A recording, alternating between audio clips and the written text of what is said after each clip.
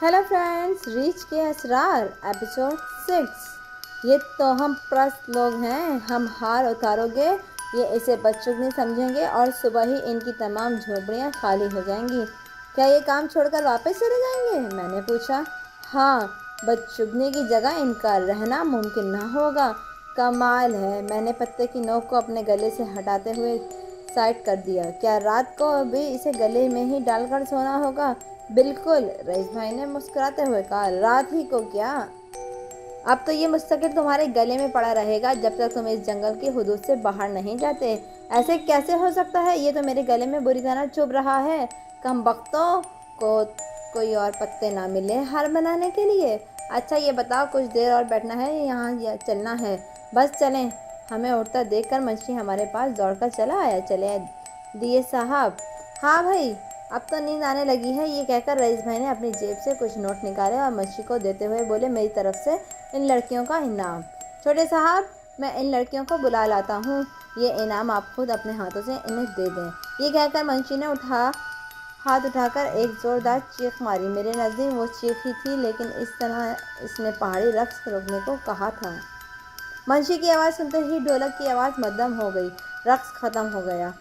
मुझे ऐसा महसूस हुआ जैसे हर शख्स पत्थर का बन गया हो। वो फिर मंशी ने ढोलक वाले से कुछ कहा। ढोलक वाले ने मंशी की बात सुनकर किसी को आवाज़ दी। तब मैंने पत्थर से दरख्तों के ढंड से दो चांदनों को नमूदार होते देखा। दोनों लड़कियां खामोशी से ढोलक वाले के नज़दीक आकर खड़ी हो गईं। मंशी ने फिर ढोलक वाले से इनकी ज़बान में कुछ कहा, शायद मालिक की जानिब से इनाम देने का ऐलान किया। जवाबन ढोलक वाला इससे अंदाज से खड़ा हुआ जैसे कहते हो, ये कैसे हो सकता है? मेरा कयास 100% सही निकला। इन गरीब मजदूरों ने वो रुपये लेने से इनकार कर दिया। मुझे सख्त हैरत हुई। गुर्बत में किस कदर अजमत थी। वो अपने मालिक से बेलोस अकीदत रखते थे, वो मालिक को अपने देवता समान समझते थे। अपनी झोपड़ी में आकर मैंने वो पत्तों का हार उतार फेंका और रईस भाई से कल का प्रोग्राम तय करके महतूब ख्वाब कर गया। दूसरे दिन हम दोनों ने यहाँ से 10 मील दूर एक दूसरे ठेकेदार के पास जाना था। वो ठेकेदार चचा जान के दोस्त थे। इन्होंने हम दोनों को दोपहर के खाने पर बुलाया, साथ ही कुछ शिकार का प्रोग्राम था। हम दोनों सुबह ज़रूरियात से फारिग होकर नाश्ता वाश्ता करके निकल खड़े हुए। राइफल और बंदूक हमारे साथ थी। जीप तक पहुँचने में हमें ज़्यादा देर न लगी। रईस भाई ने गाड़ी स्टार्ट करके हम पतली सी सड़क पर तेज़ी से आगे बढ़ने लगे। ये सड़क हमवार न थी। चलते चलते अचानक चढ़ाई आ जाती और फिर ढलान। इसके बाद कुछ देर सड़क नमूदार हो जाती। ये सड़क जंगल में सीना साफ करते निकाली गई थी। दोनों की तरफ घना जंगल था और सड़क एकदम सुनसान थी। रईस भाई खिलाफ तवक्को बड़ी धीमी रफ्तार से चला रहे थे, शायद जंगल की तरफ का लुत्फ ले रहे थे। मैं दाएं बाएं दोनों तरह नज़र रखे हुए था का कोई शिकार नज़र नहीं आया। रईस भाई इन ठेकेदार साहब का हस्ब नस्ब बयान कर रहे थे, जिन्होंने हमें दोपहर के खाने पर मदद किया था। बात करते करते रईस भाई ने ब्रेक पर पाँव मारा। गाड़ी रुकी तो वो अपनी राइफल संभालकर बाएं जानिब दरख्तों में मताशी निगाहों से देखने लगे। क्या है? मैंने इससे अपने बंदूक पर गिरफ्त मजबूत कर ली। कोई जानवर था? किस तरह? वो सामने दरख्तों में रईस भाई ने एक जानिब इशारा किया। एक हल्की सी झलक दिखाई दी थी, शायद चीतल है। आइए नीचे उतर कर देखें। नहीं, 1 मिनट इंतज़ार करो, मुमकिन है मेरा शुबा हो। रईस भाई बदस्तूर इन दरख्तों पर निगाहें जमाए हुए थे। बावजूद कोशिश के मुझे इन दरख्तों में कुछ नज़र नहीं आ रहा था। वैसे मैं पूरी तरह चौकस था। खुली जीप में बैठे बैठे निशाना लगाना मुश्किल न था। सिर्फ शिकार दिखाई दिए जाने की देर थी। अचानक रईस भाई ने हिफाजती खटका हटाकर शस्त बांधी। मुझे भी दरख्तों में कोई चीज़ हरकत करती हुई दिखाई दी। मैंने खटाखट बंदूक के घोड़े चढ़ाए और ट्रैगल पर उंगलियां जमाकर फायर करने के लिए तैयार हो गया। हट तेरी की! रईस भाई ने बेख्तियार अपना सर पीट लिया। जब मेरी नज़र दरख्तों पर पड़ी तो मुस्कुराए बिना मैं भी ना रह सका। एक जंगली कुत्ता दरख्तों से निकलकर बाहर आया और सड़क कर इस करता वह फिर दरख्तों में गुम हो गया। जंगल में यूं भी होता है? रईस भाई ने गाड़ी स्टार्ट करते हुए कहा। हाँ, जंगल में यूं भी होना चाहिए, मैंने कहा। मेरी बात सुनकर रईस भाई भी मुस्कुरा दिए। अब गाड़ी ने फर्राटे भरना शुरू कर दिए थे। फिर मैं अपनी बंदूक संभाले दरख्तों के पीछे झांक रहा था। रईस भाई खिलाफ तवक्को चुप थे। अभी हम मुश्किल से 4-5 मील आगे गए होंगे कि एक खिलाफ तवक्को बात हो गई। एक जगह मैंने एक दरख्त के पीछे से झांकते हुए इसे देख लिया। रईस भाई गाड़ी रोकिए, मैंने चीख कर कहा। गाड़ी स्पीड में थी, रुकते रुकते खासी आगे निकल गई। क्या हुआ? रईस भाई ने राइफल संभालते हुए कहा। वो वहाँ है, मैंने पीछे दरख्तों में इशारा किया। कौन भाई? वो रिच इंसान। मेरी आवाज़ में कपकपाहट थी। किधर है? आओ मेरे साथ। रईस भाई उछलकर गाड़ी में कूदे, फिर रईस भाई आगे आगे और मैं पीछे पीछे। जब हम दौड़ते हुए इस दरख्त के सामने पहुंचे जिसकी ओट में वो रिच इंसान खड़ा था, वो तो वहाँ हमें कुछ नज़र ना आया। हम बहुत मोहतात अंदाज में कदम आगे बढ़ाते हुए जंगल में दाखिल हुए। मेरे दिल की धड़कनें तेज़ हो गई थी। ये मेरे लिए एक गैर मामूली तजर्बा था। इस दरख्त के नज़दीक पहुंचकर हमने दूर दूर तक जहां तक नज़रें दौड़ा सके नज़रें दौड़ाईं, लेकिन इस अफरियत की सूरत कहीं न दिखाई दी। फिर हम लोग अंदाजे से एक तरफ चल दिए। बाज़ औक़ात छठी हिस्स भी खूब काम करती है।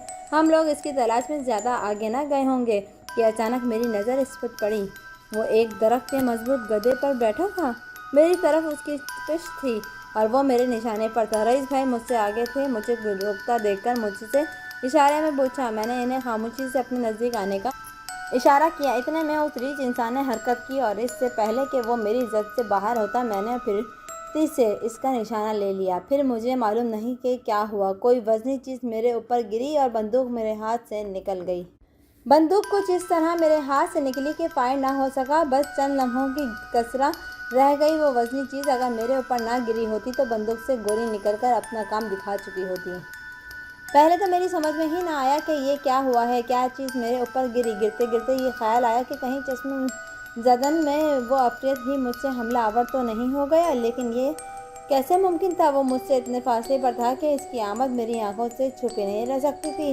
ज़मीन पर गिरने के बाद मैंने जैसे गर्दन उठाई तो इसे बंदूक हाथ में दबाए बड़ी फुर्ती से दरख्त पर चढ़ते देखा। इसे देखकर अचानक मेरे होठों पर मुस्कुराहट फैल गई। मैं कपड़े झाड़ता हुआ उठ खड़ा हुआ। वो एक कद और लंगूर था जो मेरे बंदूक अपने कब्जे में किए दरख्त पर बैठा खूं खूं कर रहा था। मैंने पीछे मुड़कर देखा, रईस भाई मौजूद ना थे। मैंने तेज़ी से चारों तरफ नजरें दौड़ाई, मगर वो मुझे कहीं ना दिखाई दिए। शायद वो इस अफरियत के पीछे चले गए। मेरे इसलिए इस वक्त सबसे अहम मसला लंगूर से अपनी बंदूक हासिल करना था, जो बड़े मज़े से इसके मुआयने में मसरूफ़ था। मैंने मुंह से अजीब व गरीब आवाज़ें निकालकर इसे डराना चाहा। शायद आवाज़ों के खौफ से इसके हाथ से बंदूक छूट जाए। इसने मेरे मुंह से निकलती खौफनाक आवाज़ों को पूरी दिलचस्पी से सुना और फिर उछलकर मजीद ऊपर जा बैठा। बंदूक उसने कुछ इस अंदाज से पकड़ी हुई थी कि मुझे भागकर एक दरख्त के नीचे पनाह लेनी पड़ी। बंदूक के दोनों घोड़े उठे हुए थे और इसकी नाल का रुख अचानक मेरी तरफ हो गया था और ट्राइगर पर दबाव पड़ने से गोली चल सकती थी। लंगूर के हाथ बंदूक आ गई थी। वो इसे बड़ी तेज़ी से उलट पुलट करने में लगा हुआ था। नाल का रुख अगर मेरी जानिब हो जाता तो मैं फ़ौरन दरख्त के पीछे पनाह लेता और रुख तब्दील होने पर बाहर आ जाता और अपनी बंदूक हासिल करने की तदबीर करने लगता। एक तमाशा सा बन गया था। तंग आकर मैंने करीब पड़ा एक पत्थर उसकी तरफ उछाला। अपनी तरफ पत्थर आता देखकर इसने खूं खूं करके एक कदरे ऊंचे दरख्त पर छलांग लगा दी और फिर मज़े से बैठ कर लगा बंदूक का मुआयना करने। मैंने पत्थरबाजी से फ़ौरन एहतियात किया। अभी तो वो सामने ही बैठा था। उम्मीद थी कि शायद किसी वक्त इसके हाथ से बंदूक छूट जाए। अगर पत्थरों के डर से कहीं चमट गया तो इस जंगल में इसे ढूंढ निकालना आसान ना होगा। लिहाजा सब्र के ज़मीन पर बैठ गया मैं भी। इस तरह के नाल का रुख अपनी तरफ होने की सूरत में तने के पीछे जाना आसान हो। दिल में दुआ मांगने लगा, या अल्लाह इस जानवर को अकल सलीम अता फरमाए। 20-25 मिनट इसी तरह एक दूसरे की निगरानी करते हुए गुजर गए। इस अरसे में एक मरतबा इसके हाथ से बंदूक फिसली, लेकिन इसने फ़ौरन ही अपनी गिरफ्त मजबूत कर ली। कई दफ़ा बंदूक का रुख मेरी तरफ हुआ। मुझे फ़ौरन ऊँट में जाना पड़ा। मेरी निशानी में अब इजाफा होने लगा। मेरी समझ में नहीं आ रहा था कि इस लंगूर से अपनी बंदूक किस तरह हासिल करूं। एक ज़रा सा इत्मीनान ये था कि इसने बड़ी दर्दवेशाना तबीयत पाई है। मेरी तरफ से कुछ छेड़छाड़ ना होने की वजह से वो बड़े आराम से एक जगह जमा बैठा था। चंद लम्हों बाद मुझे अपने पीछे कदमों की आवाज़ सुनाई दी। मुड़कर देखा तो रईस भाई को अपने पीछे पाया। मैं फ़ौरन उठकर खड़ा हो गया और हाथ से इस लंगूर की तरफ इशारा किया। वो है। रईस भाई इस सूरत हाल से खासा महफूज हुए और मुझे वहीं बैठे जाने का इशारा किया और ख़ुद बड़े मासूमाना अंदाज में राइफल कंधे पर लटकाए एक तरफ को चल दिए। लंगूर ने पहले तो बड़े गौर से रईस भाई की तरफ देखा, फिर इन्हें बेज़र जानकर बंदूक से खेलने का मशगूल हो गया। इस असना में गाहे में शोर मचाता रहा कि लंगूर की तवज्जो मुझ पर मरकूज़ रहे। 2-3 मिनट बाद ही फायर की आवाज़ आई और मैंने लंगूर को मोए बंदूक के ज़मीन पर आते देखा। लंगूर ज़मीन पर गिरते ही चंद कदम तेज़ी से दौड़ा और फिर ऐसा गिरा कि उठ न सका। हम जब तक इसके पास दौड़कर पहुँचे वो ठंडा हो चुका था। राइफल की गोली उसको भेजा चीर गई थी। इस लंगूर के बच्चे ने काम ख़राब कर दिया, पता नहीं कहाँ से कूद पड़ा है। मैंने इसके मुर्दा जिस्म को जूते की नोक से लपेटते हुए कहा। Thank you friends. आगे की स्टोरी सुनने के लिए please subscribe my channel and bell icon का बटन दबाना बिल्कुल ना भूलें।